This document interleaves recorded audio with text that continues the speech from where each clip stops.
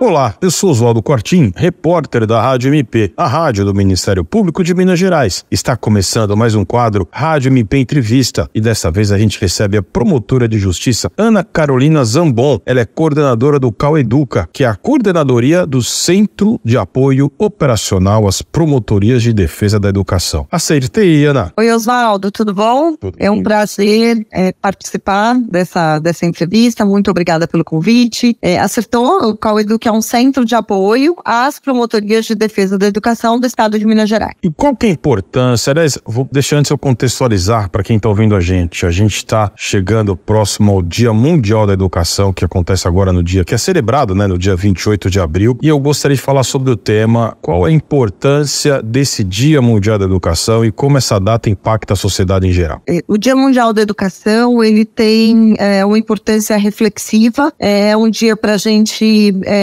parar para pensar os avanços, né, que nós tivemos na educação pública e na educação privada durante ao longo dos anos, e pensar ainda o quanto a gente precisa caminhar em termos de igualdade, de respeito, tolerância, qualidade, enfim, são inúmeras as temáticas que envolvem a educação. Então, acho que esse dia é um dia muito importante para que a gente reflita sobre o alcance de tudo aquilo que a gente já construiu e do tanto que falta para a gente conseguir alcançar uma educação de qualidade. E esse assunto a gente sabe que é muito amplo, suscita muitos comentários e muitas reflexões, aliás é por isso que a gente está aqui e é um dos motivos da Rádio MP existir. E Ana, quais são os principais desafios enfrentados pela educação no Brasil atualmente? Oswaldo, falar em desafios da educação é um pouco difícil. É um pouco amplo, né? Um pouco amplo.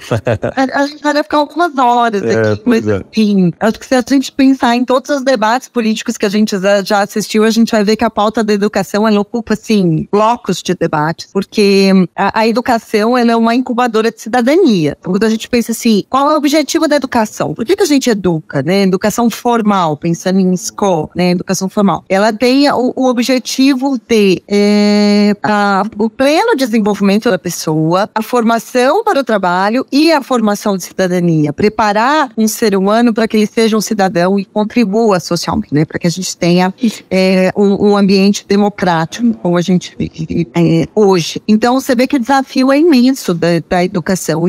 E aí, são inúmeros os desafios. A gente tem um desafio de acesso, que é aumentar, né, a capacidade, principalmente na educação infantil. A gente está falando de uma necessidade ainda muito grande, que a gente consiga ampliar vagas em creches, que são crianças de 0 a 3 anos, né, e mesmo na educação infantil, aí, incluindo 4 a 5 anos. A gente tem um desafio imenso, que sempre existiu, mas pós-pandemia ele é muito maior, que é da permanência desses alunos na escola. Então, a gente tem índices altíssimos de evasão escolar. A pandemia, ela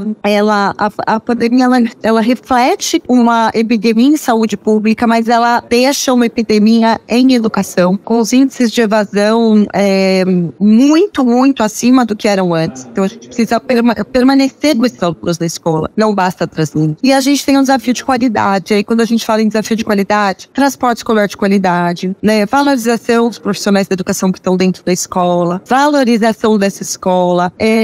A gente precisa trabalhar o clima escolar, pensando em todos os tipos de violência. Então, quando a gente fala em qualidade, a gente está falando de uma gama muito grande de desafios. E eu quero abordar a contribuição agora do Ministério Público e depois eu queria a sua opinião sobre como a sociedade civil pode colaborar. Mas vamos primeiro pelo Ministério Público. Como que ele contribui para a promoção da educação e para a melhoria dessa qualidade do ensino? O Ministério Público, ele possui como missão constitucional mesmo, acho que missão é uma palavra muito perfeita para definir, que é a defesa, né, dos direitos individuais indisponíveis, dos direitos fundamentais. E a educação entra nesse bloco, ainda mais a gente está falando de um público que são crianças e adolescentes. Então, o Ministério Público trabalha para fomento de política pública, para ampliação de vagas, obtenção de vagas, né? Então, quando a gente fala de educação pública de qualidade para todos, todos significa que todos têm o direito subjetivo de estar na escola. Toda criança e todo adolescente tem o direito de estar na escola. Então, o Ministério Público vai trabalhar sempre na defesa desse direito. O Ministério Público vai trabalhar para buscar os alunos que estão fora da escola. Então, a gente trabalha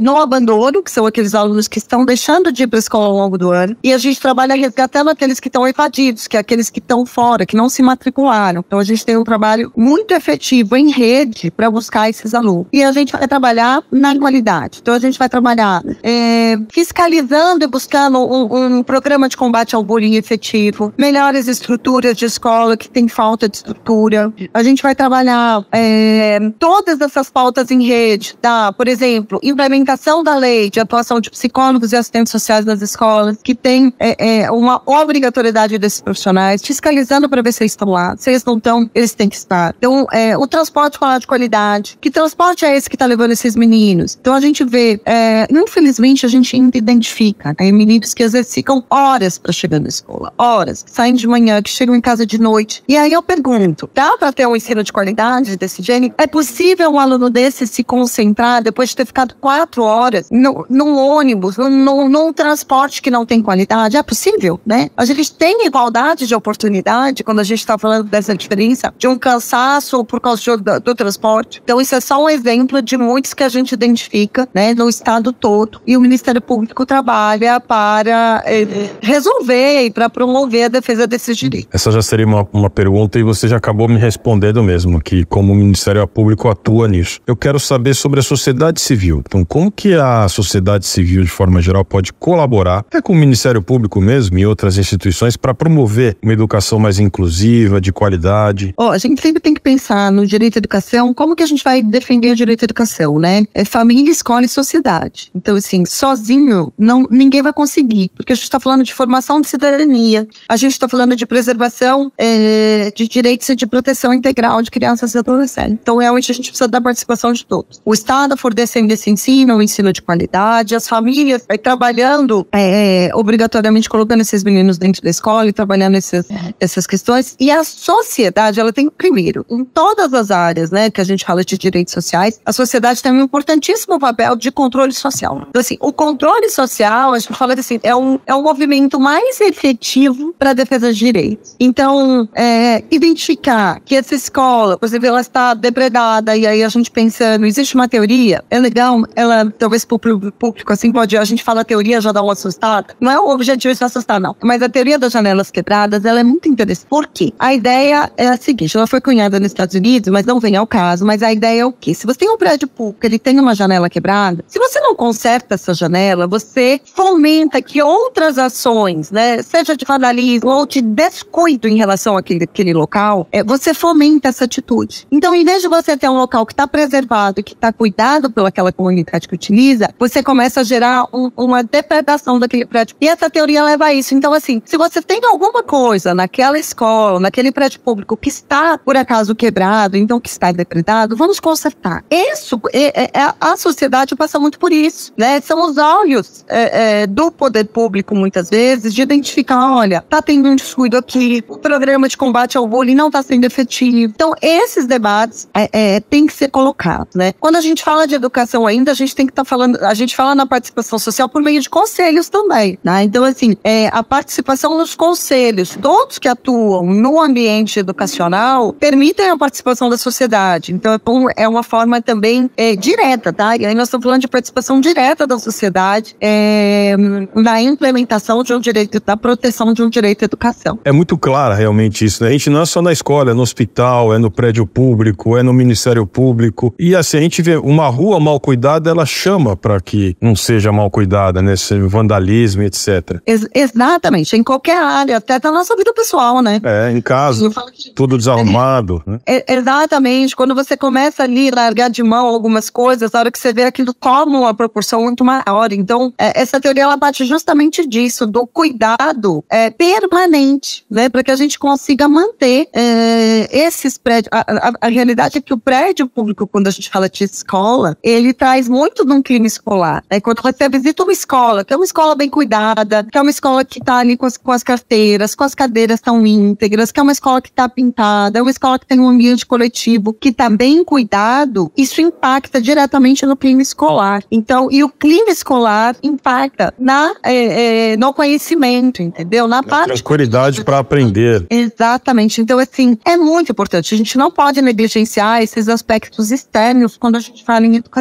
Você comentou algo geral sobre isso, perfeito esse contexto e esse conceito da janela quebrada. Eu quero ir mais pro dia a dia. Como que as famílias podem se envolver ativamente na promoção da educação dos seus filhos, na defesa de uma educação pública de qualidade? Que tipos de exemplo, ideias e sugestões que você poderia dar? Eu queria aproveitar até esse espaço para falar assim, eu acho que a gente precisa ter uma sociedade mais tolerante. Eu tenho falado muito isso porque o que a gente vê é que a escola, ela é porosa aos conflitos sociais. Então, os alunos e aí os filhos das famílias levam os conflitos e as intolerâncias familiares para dentro da escola. Por isso que a escola é uma incubadora de cidadania. Ela vai trabalhar como resolver esses conflitos. Então, é natural e até desejável que existam conflitos dentro da escola. Porque ali você pode intervir pedagogicamente para que tenham soluções pacíficas de conflito. Soluções dialogadas, soluções respeitosas, respeito às diversidades, respeito a todo tipo, né, que a gente fala de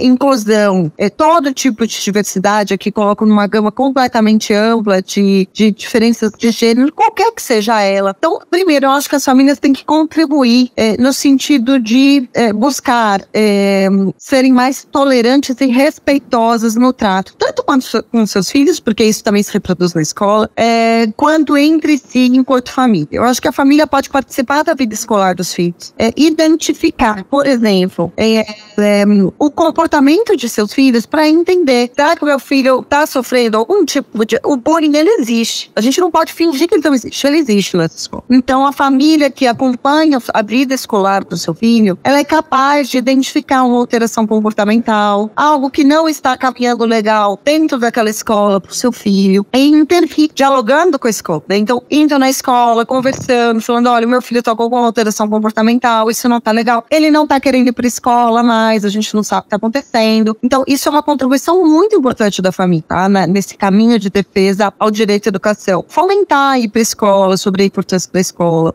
Acompanhar a vida escolar para identificar qualquer problema que esteja acontecendo lá dentro. E participar, e aí eu falo que é um exercício de cidadania de todos nós, para que a gente promova relações sociais mais tolerantes e que a solução dos nossos conflitos, que existe, o conflito existe, a partir do momento que a gente vive em sociedade ele existe, mas de formas não violentas. E isso bate muito na tecla de conversa, né, entre os pais e filhos, e muitas vezes envolvendo até as próprias diretorias das escolas, né? Exatamente, por isso que a gente fala que sim, que as soluções têm que ser dialogadas, a escola tem que estar aberta para receber as famílias, e as famílias têm que buscar, né, esse apoio da escola, tem que buscar informações da escola para acompanhar a vida escolar de seus filhos e justamente engajar esses jovens dentro da escola, sabe? Porque a escola se torne um lugar de pertencimento e de valorização e oportunidade de uma mudança de vida. Muito obrigado pela ótima conversa, viu, Ana Carolina? Nosso bom papo foi curto, mas bastante educativo e elucidativo, viu? Muito obrigado pela boa conversa. Obrigada, viu? Muito obrigada também pela oportunidade. Essa foi a promotora de justiça Ana Carolina Zambon, coordenadora do CAU-EDUCA, que é o Centro de Apoio Operacional às Promotorias de Defesa da Educação. E até o próximo Rádio MP Entrevista. Um abraço. Tchau.